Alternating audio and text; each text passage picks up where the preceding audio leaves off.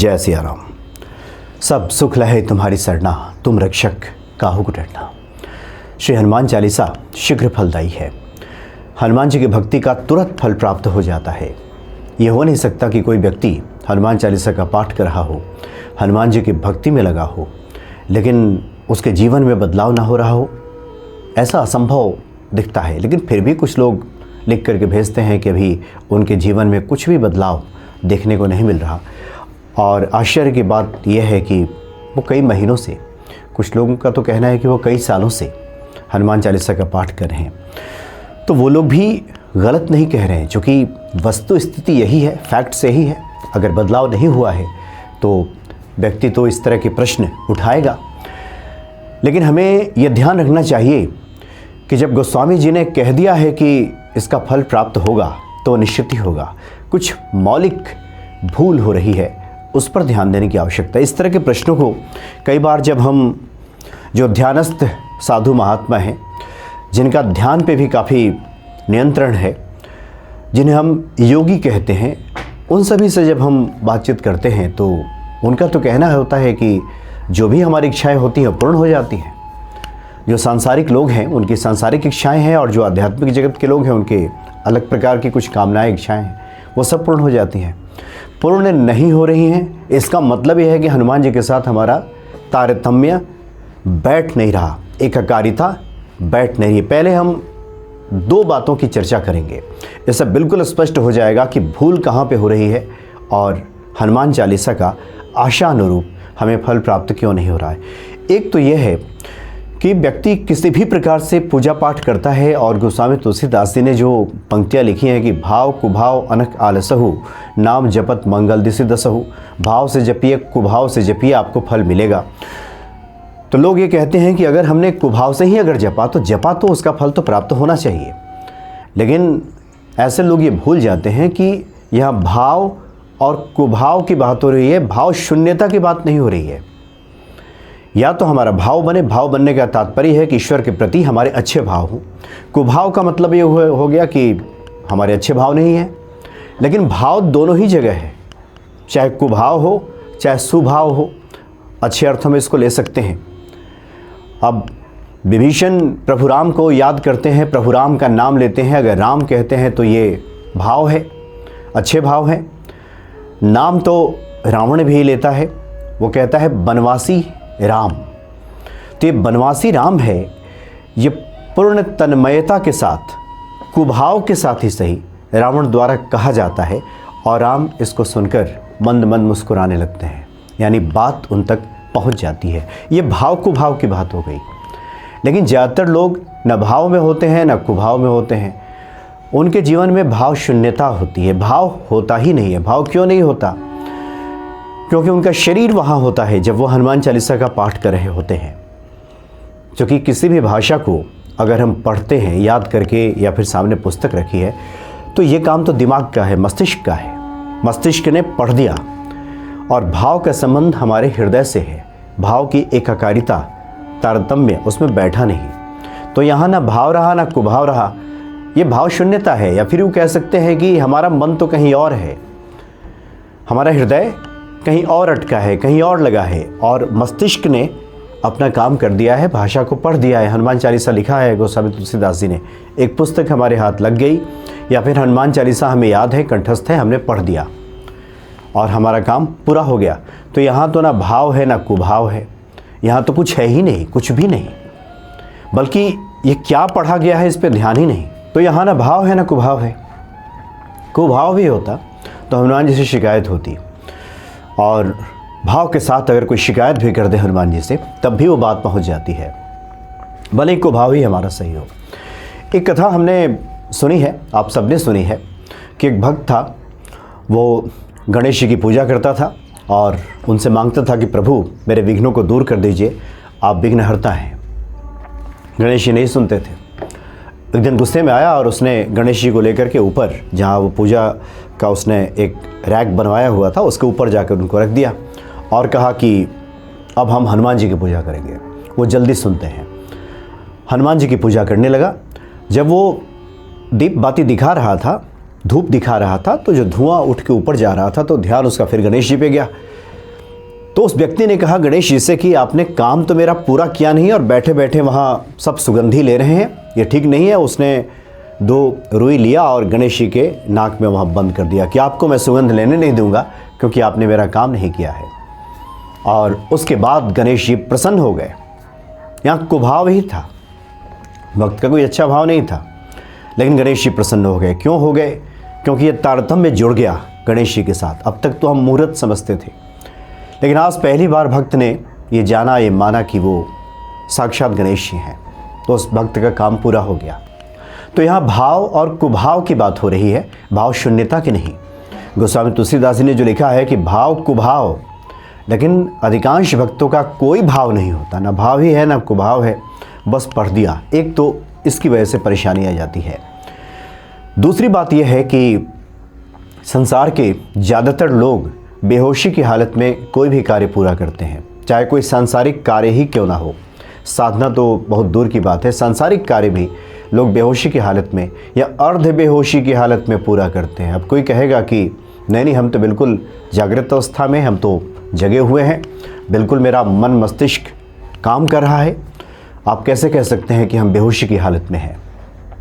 लेकिन आप अपने जीवन के उदाहरणों से इस बात को समझ सकते हैं।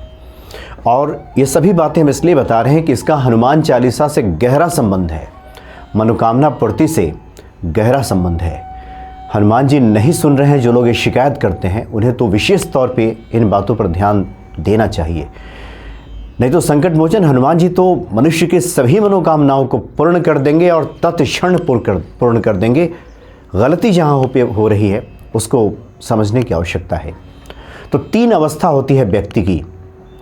एक तो होती है निद्रा की अवस्था, जहाँ हम सो ही जाते हैं, वहाँ तो हमारा कोई वश है नहीं, हम तो सो गए। स्वप्नावस्था, जो हम सपने देखते हैं, जो जगने के बाद लगता है कि वो सब झूठ था, उस पर भी हमारा कोई नियंत्रण, कंट्रोल नहीं रहता। और जो तीसरी अवस्था है वो जागृत अवस्था है, यानी जागने की अवस्था। और ये सबसे ज़्यादा मुश्किल इसी अवस्था में खड़ी हो जाती है। कहने को तो हम जगे होते हैं, लेकिन वास्तविक रूप में हम जगे नहीं होते, जिसको कहते हैं कि जाग जाओ। माता का जागरण होता है। ये शब्द पूरी तरह से लोग इसका अर्थ नहीं समझते, इसको माता को जगाने की बात कहने लगते हैं कि माता जग जाएं, हनुमान जी जग जाएं। बल्कि यहाँ जागृति व्यक्ति की होती है। व्यक्ति रात्रि के 2 बजे तक माता का जागरण करता है और वो मान लेता है कि जागरण हो गया, लेकिन जागरण का संबंध स्व से है, खुद से है, खुद के जाग जाने से है। एक उदाहरण देखें। एक व्यक्ति है जो अपने दफ्तर के लिए निकला है, अपनी गाड़ी में बैठा है। गाड़ी उसने स्टार्ट किया, सड़क पे आ गया, शरीर उसका जो पूरा है वो गाड़ी को चला रहा है, लेकिन उसका मन दफ्तर पहुंच गया है। सोचते जा रहा है कि दफ्तर में पहुंचेंगे तो ये कार्य है, इस फाइल को निपटाना है, वहाँ ये कार्य करना है, उससे मेरा झगड़ा है, उससे मेरी दोस्ती है, इतने बजे चाय पीनी है। यही सब सोचते सोचते बिल्कुल एक ऑटो मोड कहें उसमें वो व्यक्ति जा रहा है। यानी शरीर तो है लेकिन मन कहीं और है, यानी गाड़ी एक तरह से अर्ध बेहोशी की हालत में चल रही है। ज़्यादातर लोग ऐसा ही करते हैं। अचानक क्या होता है कि एक सामने से कोई बड़ी गाड़ी आ जाती है और तुरंत उसकी चेतना लौटती है और ब्रेक लगाता है, फिर भगवान को धन्यवाद देता है कि बच गया। फिर क्या होता है कि वो उस जगह पे उसका मन और शरीर नहीं होता, बल्कि अब वो कुछ और सोचने लग जाता है। उसका मन कहीं और चला जाता है, घर चला जाता है कि अगर कुछ आज हो जाता तो, ये एक्सीडेंट हो जाता तो फिर क्या होता, फिर बच्चों का क्या होता, घर का क्या होता, परिवार का क्या होता। ये तमाम तरह की बातें उसके हृदय में आने लगती हैं। इतना ही नहीं, वो ये भी सोच लेता है कि घर में किस बच्चे ने किस चीज़ की मांग की थी, शाम को लौटूंगा तो उस दुकान से उसको ख़रीद कर ले जाऊंगा। यानी वो ड्राइव करते हुए जा रहा है लेकिन मन कहीं उसका और है। और इस तरह से वो दफ्तर पहुंचता है, लेकिन दफ्तर पहुंचने के बाद जिस दफ्तर के लिए मन रास्ते पर सोच रहा था, दफ्तर पहुंचने के बाद भी मन वहाँ उसका फिर नहीं टिकता, मन कहीं अन्यत्र चला जाता है। फिर कुछ और सोचने लगता है वो, किस बार ये करना है, उधर ये करना है।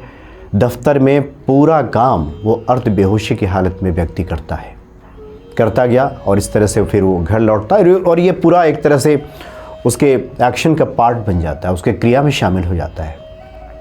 ज़्यादातर लोग यही तो करते हैं। हम हनुमान चालीसा का पाठ की पूरी तैयारी कर लेते हैं, दिमाग दौड़ाते हैं, यहाँ से फूल लाएंगे, यहाँ से फल लाएंगे, इस तरह से हनुमान जी का हम श्रृंगार करेंगे, इस तरह से भोग प्रसाद रखेंगे। और जैसे ही हम पूजा स्थल पे बैठते हैं पूजा करने के लिए, शरीर हमारा वहाँ होता है और हमारा मन कहीं और चला जाता है।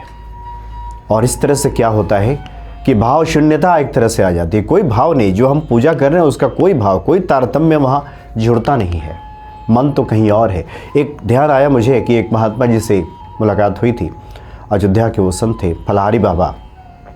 उन्होंने कहा कि ये जो मन बड़ा मुश्किल से इसको साधना पड़ता है, क्योंकि गोस्वामी तुलसीदास जी ने जब हनुमान चालीसा की रचना की और ये कह दिया सबको तो सब मिल जाएगा, सिद्धि मिल जाएगी, लेकिन पहले उसमें कुछ जो बातें कहीं, उन्होंने देखा कि जब तक ये नहीं होगा तब तक मिलेगा भी नहीं। संकट से हनुमान छुड़ावे, मन क्रम वचन ध्यान जो लावे। हनुमान जी संकट से तब छुड़ाएंगे जब व्यक्ति मन से, और यहाँ मन तो है ही नहीं, मन तो कहीं और चला गया है भटकता हुआ, शरीर वहाँ पे बैठा है, दिमाग हनुमान चालीसा का पाठ कर रहा है, और उसके बाद फिर हम कहते हैं कि हनुमान जी सुन नहीं रहे। फिर कोई प्रश्न करता है, प्रश्न उठाता है कि आपने भाव से नहीं पढ़ा होगा, तो व्यक्ति कहता है भाव कुभाव अनख आलसहु, नाम जपत मंगल दिसि दसहु। ये तुलसीदास जी ने कहा है। लेकिन यहाँ सही अर्थ, इसका जो भावार्थ है वो व्यक्ति पकड़ नहीं पाता कि यहाँ तुलसीदास जी ने भाव कुभाव की बात की है, भाव शून्यता की नहीं। यहाँ तो भाव ही नहीं है, कोई भाव नहीं। इसलिए इस चंचल मन को बहुत सारे लोग लिख करके भेजते हैं कि मन तो पूजा में लगता ही नहीं है। ये तो मन का स्वभाव है, जो मन की चंचलता है वो एक जगह टिकती नहीं, इसको साधना पड़ता है। कई बार कुछ चीज़ें बाय डिफ़ॉल्ट हमारे अंदर आ जाती हैं, स्वतः आ जाती हैं, जिसके बारे में हमारी कोई ऐसी तैयारी नहीं होती। हम पूजा में बैठे और हमारा मन मस्तिष्क और हृदय एक हो गया, जो हम शब्द कह रहे हैं उसको जी भी रहे हैं। कई बार ऐसा हो जाता है, लेकिन अगर ऐसा नहीं हो रहा है तब तो फिर इस पर ध्यान देने की आवश्यकता है कि जब भी हम हनुमान चालीसा का पाठ करने बैठें तो जो हम पढ़ रहे हों, अगर हम कह रहे हो सब सुख लहे तुम्हारी सरना, तुम रक्षक काहू को डरना, तो पूरे भाव हमारे जुड़ रहे हो। ना जुड़ रहे हो भाव तो कुभाव ही तो जुड़ जाए कम से कम, कि लोग कहते हैं हनुमान जी कि आप तो सब सुखों को प्रदान कर देते हैं, आप मुझे नहीं दे रहे, कम से कम ये कुभाव ही आ जाए सही। लेकिन भाव कुभाव ना आकर के भाव ही, कोई मन ही नहीं होता तो फिर भाव कहाँ से, वहाँ तो मन ही नहीं है, मन तो कहीं और चला गया है। तो आगे की कुछ कड़ियों में हम बात करेंगे कि किस प्रकार से मन को स्थिर करके हनुमान चालीसा में लगाया जाए। ध्यान का मतलब क्या है, मन क्रम वचन और ध्यान, ये चार जो है, ये जब तक इसका आपस में समन्वय नहीं होगा तब तक संकट से हनुमान जी नहीं छुड़ाएंगे। संकट से हनुमान छुड़ावे, मन क्रम वचन ध्यान जो लावे, जो सब लाएंगे उसको हनुमान जी छुड़ाएंगे। तो इस विषय पे हम बात करेंगे। हालांकि जो लोग अभी साधना की शुरुआती दौर में हैं, ये वैसे लोगों के लिए बातें कही गई हैं जो हमने जो अभी चर्चा की, कि जिनका मन नहीं लगता वो कम से कम इस क्रिया में उनको उतरना होगा। बाकी नियम ये भी कहता है कि जिस नियम को आप कर रहे हो, हनुमान चालीसा का पाठ कर रहे हो, करते रहिए। ऐसा नहीं कि उसको सोच के घबरा करके छोड़ देना है कि ऐसा हो नहीं रहा। करने से ही धीरे धीरे फिर आना शुरू हो जाता है, सब मन लगना भी शुरू हो जाता है।